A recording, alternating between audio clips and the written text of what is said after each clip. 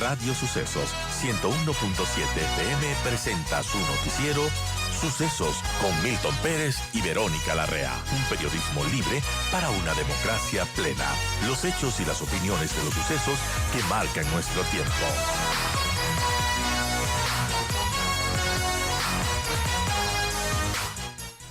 ¿Servido de algo los estados de excepción que podemos evaluar del sistema de las cárceles del sistema de rehabilitación social? Yo creo que los estados de excepción desde el punto de vista del interés nacional evidentemente no están cumpliendo su cometido, son una estrategia que no tiene un efecto real sobre lo que nosotros buscamos, que disminuya la violencia, pero que también disminuya la criminalidad. Pero en cambio, si se piensa desde la estrategia que asumió el gobierno, al menos desde mediados del año anterior, y que lo hizo expresa el propio exministro Carrillo, es la estrategia de ir hacia una paz mafiosa, ir hacia el fortalecimiento de una de las organizaciones criminales dentro del sistema carcelario para que ellos garanticen la pacificación y a cambio de que el Estado les permita traficar sus recursos ilícitos. Esto que suena espeluznante para un ciudadano con sentido común es lamentablemente lo que uno observa en los últimos movimientos, porque de otra manera no se entiende cómo es que se sigue tolerando las masacres carcelarias y al término de la masacre no sale el ministro de gobierno o el ministro del interior o el ministro de defensa a dar cuentas de qué es lo que va a ocurrir. Sale el líder de una organización a decirle al país, señores, no se preocupen, ya la paz está lograda. Después de estos asesinatos, ya. Entonces, esto me parece que es lo trágico del momento actual. Lo que hay que entender es que los actos, las decisiones en el campo de la política de seguridad no son inocentes, ni tampoco son fruto del azar. Son parte de un tinglado que lamentablemente no está apuntando a lo que nosotros buscamos como ciudadanos, que es reducir criminalidad y violencia, sino lamentablemente a pacificar las calles a costa incluso de que el crimen continúe. Una paz mafiosa, nos dice el doctor Luis Córdoba, y bueno, eso lo vimos y llama la atención, ¿no? Que estos grupos delictivos hacen videos casi como una especie de ruedas de prensa, incluyendo incluso a miembros de las Fuerzas Armadas, de la policía en este caso. ¿Y qué podemos pensar de eso también? Que existan elementos de la policía, elementos del Estado, no sé si mezclados con estas mafias. Sin duda, lamentablemente lo que América Latina nos muestra por algo es la región más violenta del mundo y en donde más violencia criminal existe. Lo que nos muestran las lecciones de América Latina es que ninguna organización criminal opera al margen de la participación de agentes del Estado. Llámese jueces, fiscales, policías, militares, autoridades políticas, etcétera, etcétera. El tema es cómo enfrentar eso. Y una de las cuestiones claves que ha servido para mejorar este tipo de problemas es la supervisión externa hacia las instituciones de seguridad del Estado. Porque no puede la propia función judicial autodepurarse, la propia policía mirarse hacia adentro y decir, sí, yo sé cuáles son los malos y cuáles son los buenos. Eso no funciona ni en esas instituciones ni en ninguna institución. Por lo tanto, lo que aquí queremos cambiar no puede lograrse si es que no hay mecanismos externos. Eso es lo uno. Lo otro es que también hay toda una narrativa en torno a esta idea de guerra contra las drogas que nos viene vendiendo un discurso falaz. Y quiero darle un dato que es enormemente elocuente. En el 2021 se asesinaron en el Ecuador a 2.196 personas. El 72,53% no estaba vinculado con el narcotráfico.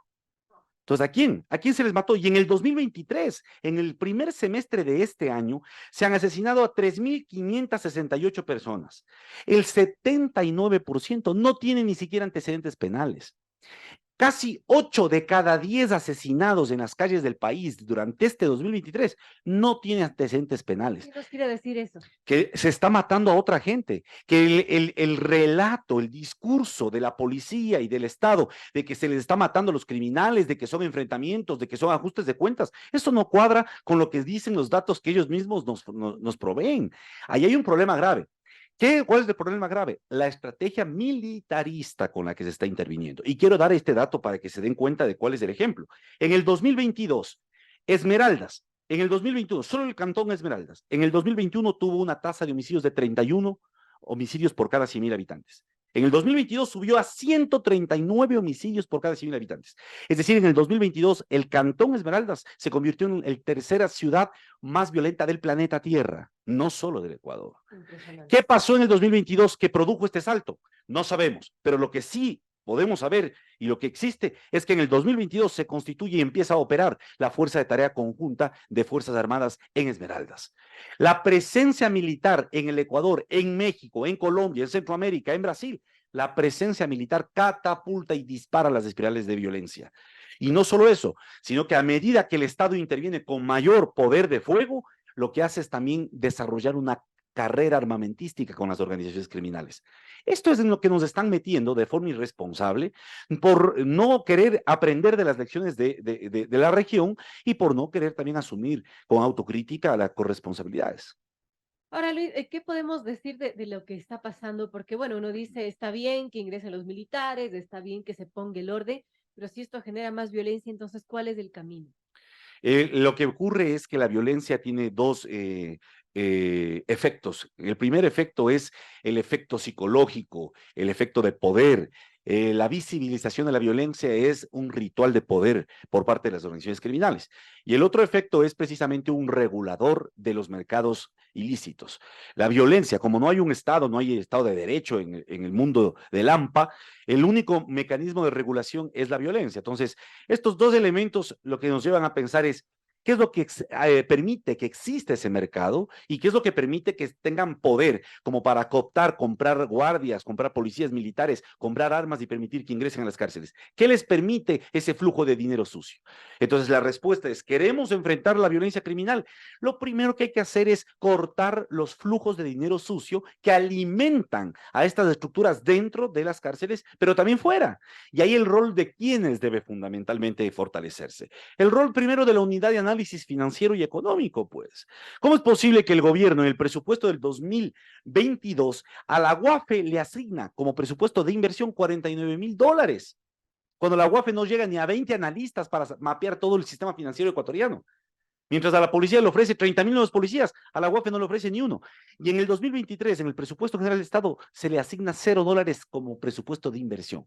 ¿Qué quiere decir esto? Que el gobierno lamentablemente no prioriza el lavado de activos. Y entonces la pregunta que todos tienen que hacerse es cómo entran las armas, las municiones, el dinero. Ahí hay una respuesta clarísima. Periodistas lo han hecho, inteligencia de la policía lo ha dicho. El proveedor de alimentos que monopoliza el sistema carcelario tiene una importante responsabilidad. ¿Por qué sigue siendo ese mismo proveedor? Fíjese que en el gobierno actual se han llamado a 6 concursos para buscar un nuevo proveedor y se han declarado desiertos. Y no solo que se ha declarado desiertos, sino que a la misma empresa que provee alimentos de forma monopólica a todas las cárceles, también se le ha dado un contrato de $35 millones en el Ministerio de Educación para que también dé alimento escolar. Es decir, algo está pasando ahí. Y lo que me temo mucho es que hay también una enorme dosis de complicidad. Bueno, es bastante grave lo que estamos viviendo, amigos. Son las 7:34. Conversamos con el doctor Luis Córdoba, doctor en Ciencias Políticas, director del programa de investigación Orden, Conflicto y Violencia de la UC. Hablamos de la situación de violencia, también la situación al interior de las cárceles y cómo, bueno, no se ha logrado en realidad una medida efectiva en contra de estas situaciones. Las cárceles lamentablemente siguen cooptadas y controladas por las mafias. Sin duda, y yo quiero ahí mostrar otro elemento fundamental que también lo han señalado ya dos organizaciones de sociedad civil que han hecho investigación etnográfica incluso en las cárceles.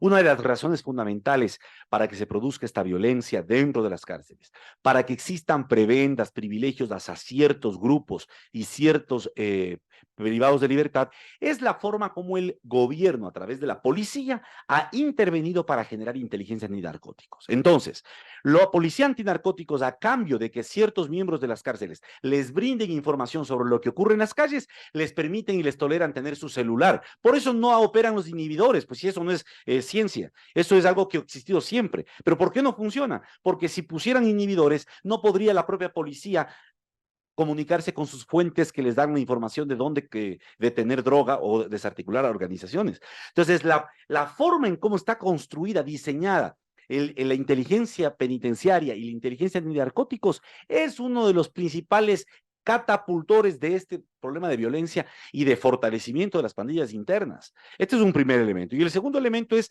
que no se ha hecho nada por romper esta economía formal. Todos sabemos que en la penitenciaría litoral se cobra lo que se conoce como el economato. Esto salió en las primeras veces que hubo la masacre en la penitenciaría. Cuando ingresa alguien a la cárcel, le cobran un monto que no es fijo, es relativo de acuerdo a los ingresos que pueda tener esa persona, inclusive, Pero ¿cómo es que paga esa persona? ¿Acaso que él anda a llevar la plata en la cárcel? La familia. La familia, pero ¿cómo paga? ¿Manda a dejarle en la penitenciaría? No, señores.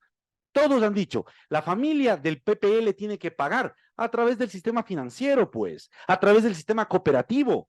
¿Y cómo es que el Estado no ha hecho nada para controlar esos flujos, para entender cómo está mapeándose y cómo están fluyendo esos dineros? Ahí no hay otra razón que o falta de voluntad política o complicidad. Y ahí estamos en un gravísimo problema y por eso es importante el cambio de horizonte político con las elecciones, porque todos estamos esperando que al menos un nuevo gobierno tenga realmente voluntad política e intención de cambiar el rumbo de las cosas. Entonces, lo primero sería controlar ese flujo, ese posible lavado de activos y bueno, cómo se están financiando estas organizaciones delictivas. Es gravísimo. Yo quiero ahí recalcar el reportaje titulado Narco Banano de Alicia Manrique, que lo publicó hace unas 3 semanas ya. ¿Qué demuestra este reportaje? Después de una auditoría administrativa que se hizo al sistema Unibanano del Ministerio de Agricultura, creado en el 2012, se identifica, por ejemplo, que una empresa en los últimos 8 años dijo que tenía una plantación de banano de 20.000 hectáreas y que exportaba 1.200.000 cajas de banano cada semana. Resulta que se hace la auditoría y se constata que ni existía la empresa, que nunca existió la plantación de bananos y, por lo tanto, ¿qué cajas salieron llenas de qué? Porque de banano no salieron. ¿Qué demuestra esto? Demuestra que al menos desde hace 8 años, fíjense ustedes, desde el Ministerio de Agricultura operaba una organización muy bien lubricada con dinero sucio para poder sacar banano, a nombre de banano, sacar cualquier otra mercancía, quién sabe si la propia cocaína. ¿Qué es lo que nos dice esto? Que el Estado ecuatoriano debe fortalecer sus capacidades, no poniendo más policías y militares nada más, que probablemente en algunos lugares se requieran, sino fundamentalmente haciendo un mejor control, incluso de los permisos que se otorgan. Hace 2 años vimos cómo se hackearon las bases de datos del Consejo Nacional de Tránsito, ¿no es cierto? Y se hackearon más de 250.000 licencias. Ahora en el Ecuador hay más de 250.000 personas que tienen licencia emitida de forma ilícita. Entonces, si eso ocurre en las licencias, ocurre en las aduanas, ocurre en los permisos de exportación de banano, eso está ocurriendo en muchas otras instituciones. Entonces, miren ustedes que el problema no está en ir a ponerles y a meterles más bala, porque aquí nos venden la idea de que el gran desafío es comprar más armas, comprar más tecnología, ir a poner un robotcito, como dice un candidato. Ese el problema no es, no va por ahí. El problema tiene que ver con cosas de mucho sentido común, pero que requieren sobre todo mucha voluntad política, porque eso es realmente pisar los callos del crimen organizado. Bueno, es bastante complejo y tiene muchas aristas de esta problemática. Amigos, son las 7:39. Estamos conversando con Luis Córdoba, doctor en Ciencias Políticas, director del programa de investigación Orden, Conflicto y Violencia de la UC. Y bueno, hablando de esto y hablando de lo primero que empezamos esta entrevista, Luis, ¿qué podemos decir de esa depuración de las instituciones? Usted mencionaba de un acompañamiento externo. ¿Qué tipo de acompañamiento sería ese? Demos ejemplos concretos. En el 2021, en febrero del 2021, un oficial de la Policía Metropolitana de Londres secuestró, violó y asesinó a una ejecutiva de 33 años de Londres. ¿Qué hizo el comandante de la Policía de Londres y el alcalde de Londres, que son las máximas autoridades institucional y política? En vez de decir que es un caso aislado, en vez de decir que es un problema de un sociópata, etcétera, lo que hicieron es ordenar una investigación a fondo a cargo de una de las agencias del gobierno federal. Ese informe se presentó en marzo de este año, se llama Informe Kesey. En el Informe Kesey se concluye que en la Policía Metropolitana de Londres existe una cultura institucionalizada, machista, misógena y xenófoba. Y que por lo tanto lo que recomienda es una reforma integral de la Policía de Londres. Si usted compara eso con lo que ocurrió con el caso María Belén Bernal en la Policía Ecuatoriana, está claramente la diferencia. Mientras aquí seguimos hablando de casos aislados, de que no somos todos, que son unos cuantos, el problema no es que sean todos, porque es evidente que no son todos. El problema es que para identificar los patrones perniciosos de comportamiento, esas culturas institucionalizadas de corrupción, de autoritarismo y también de misoginia, de machismo, etcétera, no hay otra forma que permitir una investigación externa con autonomía y con acceso a toda la información.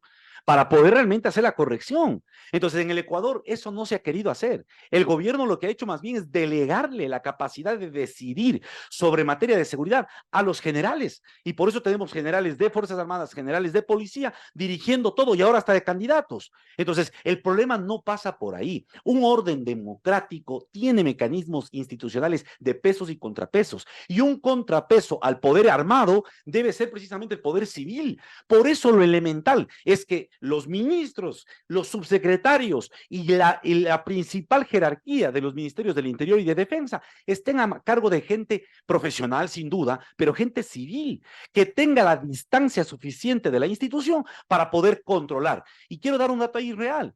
Uno de los grandes problemas que tenemos en el país tiene que ver también con las cifras que se están generando, no solo de muertes violentas, sino inclusive de los operativos. ¿Quién controla y supervisa las muertes, los datos que genera policías y fuerzas armadas? ¿Cómo estamos verificando? Porque mucho me temo que en esos datos haya mucha opacidad. Y si tenemos datos opacos, datos que no tienen una transparencia metodológica para saber y verificar si tienen realmente fuentes, tal vez las decisiones que estamos tomando también se basan en la ficción. Y ahí hay un problema serio. Yo creo entonces que hay mucho por hacer, hay muchas cosas por decir. No se trata de inventar el agua tibia. Esto se trata de entender lo que se ha hecho en otros lugares, contextualizarle a nuestro país y sobre todo tener voluntad para avanzar. Pero eso lamentablemente no se ha encontrado hasta ahora.